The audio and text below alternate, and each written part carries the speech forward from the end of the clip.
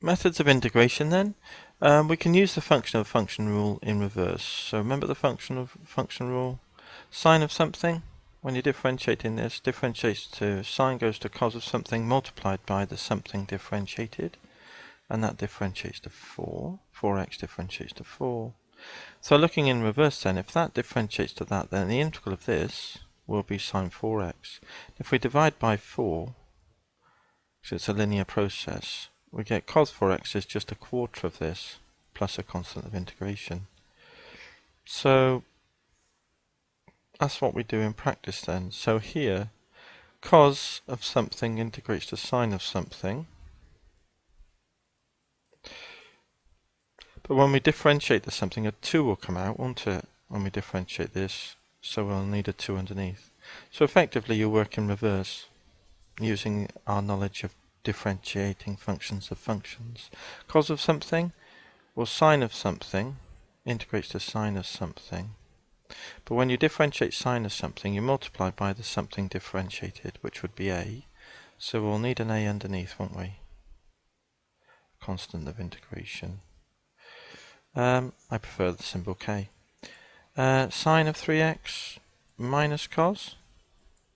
But when you differentiate cos, you get cos of something goes to minus sine of something, which will be plus, multiplied by the something differentiated, which will be a 3. So we'll need a 3 underneath. And that's how you do them. So here e to the something integrates to e to the something, isn't it? But when you differentiate this, you multiply this by the something differentiated, which is 6. So we'll need a 6 underneath to cancel when we differentiate. So I hope you can see the process. Power rule, something to the 4 then. Raise the power by 1, divide by that number. Now it'll be 4 times something cubed, so the 4's will cancel and we'll get the something cubed. But it multiplies when we differentiate by the something differentiated, which is 2. So we'll need another 2 underneath. So this works out 2x plus 1 to the 4 over 8 plus k. And then you do a check at the end of these sorts of problems to check you've got the factor right. So 4 this cubed multiplied by the something differentiated, which is 2. 4 2's are 8 and the 8's will cancel. So that's what we got then. So let's write down our table then. Often these appear in tables as standard derivatives. Ax plus b, raise the power by 1, divide by that number. But then when we differentiate, the n plus 1's will cancel, times this to the n, multiplied by the something differentiated, which will be a. So we'll need a 1 over a here, won't we? That's what we've got. Next one will be log of the something, ax plus b plus k. And then we'll need log goes to 1 over something multiplied by the something differentiated, which is a, so we'll need a 1 over a again. Here we've got e to the ax plus b. E to the something differentiates to e to the something multiplied by the something differentiated, which would be a. So I'll need a 1 over a to cancel that, won't we? So I hope you can see the idea here. Sine integrates to minus cos of something. But when we differentiate, the something differentiated, an a comes out, so we'll need a 1 over a. Cos integrates to sine. And again we'll need a 1 over a when we differentiate the something. And sec squared is the integral of sec squared is tan, isn't it? And an a pops out when you differentiate the something, so again once more we need a 1 over a underneath there. So I hope you can see that process. You can either refer to the table or just do it ad hoc, because we got the table from just doing it ad hoc anyway. This would be minus cosine 4x. We'll need a 4 underneath, won't we? Plus k. Cos goes to minus sine, so that will give us that, multiplied by the 4. 4's will cancel to give 1 lot of. This is the log, isn't it? Log. We can see it over here, of 3x minus 2. So we can either use the table or look at log of something. Differentiates to 1 over something, multiplied by the something differentiated, so you'd have a 3 here. We want there not to be a 3, so we need a third and a 3 underneath. Tan 5x. We'll need a 1 over 5, won't we? Plus k. Tan differentiates to sec squared, multiplied by the something differentiated, and the 5's will cancel. 7 minus 4x raised to the power by 1. That's the rule. Divide by that number, but a minus 4 will come out when we differentiate this something. So we'll need a minus over 16, won't we? Let's check it. When we differentiate this in our mind's eye then, 4 comes out. This to the cubed, multiplied by minus 4, so we'll get minus 16. So we'll end up with 16 over 16, which is the one we want. Cos, sine. Integral of cos is sine. And we've got a minus 2 that we need to take care of, don't we? So put a minus a half there. Okay, those are the straightforward ones then. They're very easy to see. And basically we'll look at harder ones, which we can do by the method called substitution if we can't straightforwardly see what to do in these instances. So for harder examples then we use the method of substitution. Basically if you see that something multiplied by the something differentiated, here we've got this differentiates to 2x. It doesn't have to be 2x as long as the x is here. A constant multiple doesn't matter. But if you recognize a product where you've got something here and something differentiated there, which is what this is in terms of its form, then the substitution we try is the something is, we let the u equal x squared plus 3 and see what happens.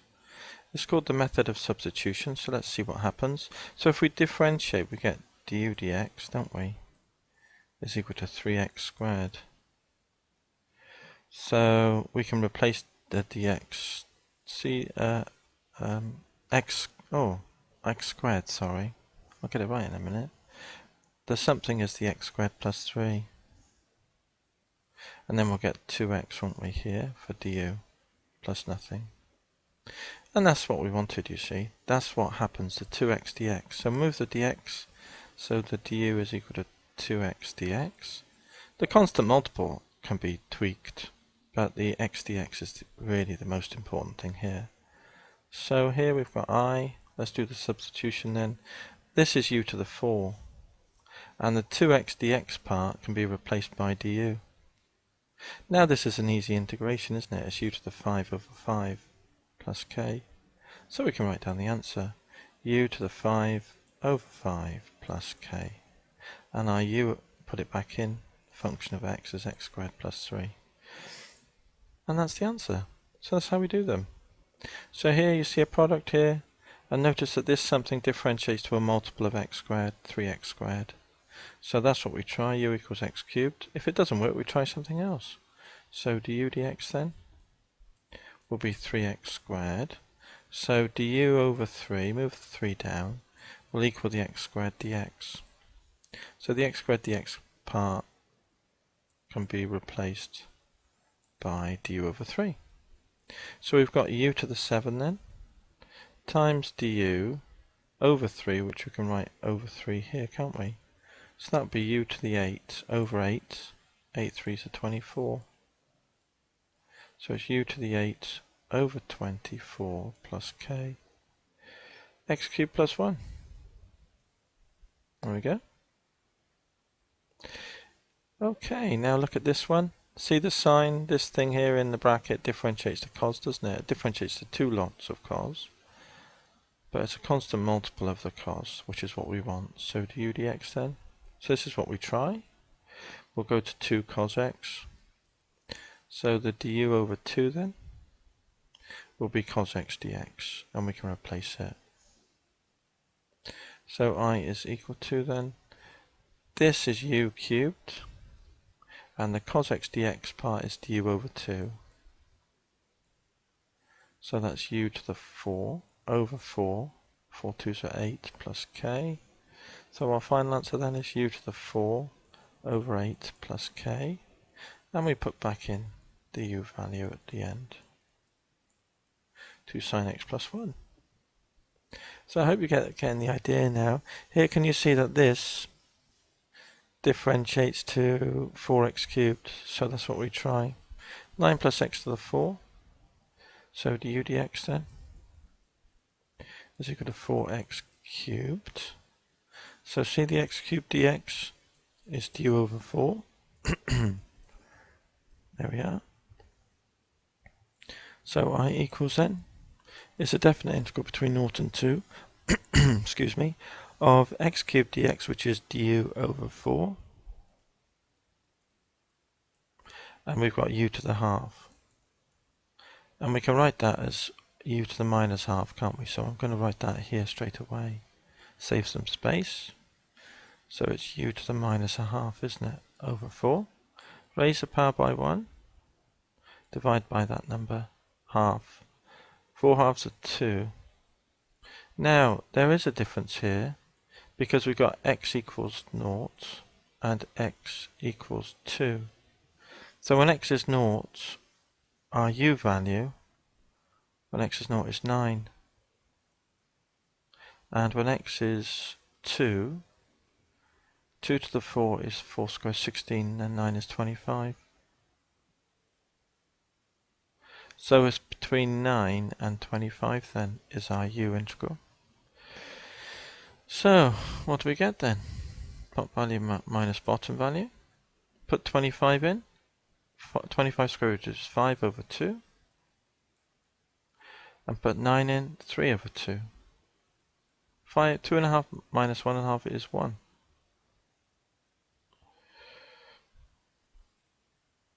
Okay, good. Next one then, this is a definite integral again. See the something and it differentiates to, and that's really a product. When I say a product, this is the product I'm talking about. In my mind's eye, is x times 1 over x squared plus 1 over 1 plus x squared, that product. Even though it's a division, you can think of it as a product. And this something differentiates to 2 lots of the other constituent in the product. So that's what triggers in your mind's eye try substitution. That's the key. So du dx then is 2x, so du over 2 will be x dx, won't it? So I is equal to then, now it's x dx is du over 2 over 2, and it's 1 over u, isn't it? So it's 1 over 2u, which is a half log u. So definite integral between x is 0, when x is 0 u is 1, and when x is 1 u is 2. So 2 and 1. Now just put that over here. Is equal to half log 2 is the top value minus a half ln1. Top value take bottom value, which is equal to a half log 2, because log 1 is 0. Last example then here.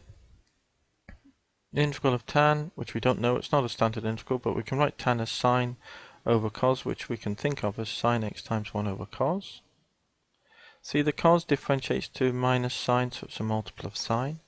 So that's the substitution we try then. U equals cos. So du dx then equals minus sine x. So move the minus over to be with du. Minus du is equal to sine x dx. Okay, and that's what we've got. So I equals then, I'll put it up here. Sine x dx is just minus du, and we've got 1 over u. So it's minus ln u plus k, indefinite integral, isn't it? Which is minus ln cos ln u plus k. Minus, there is minus 1, isn't it? And that because the minus 1, which is actually ln sec x plus k. Okay.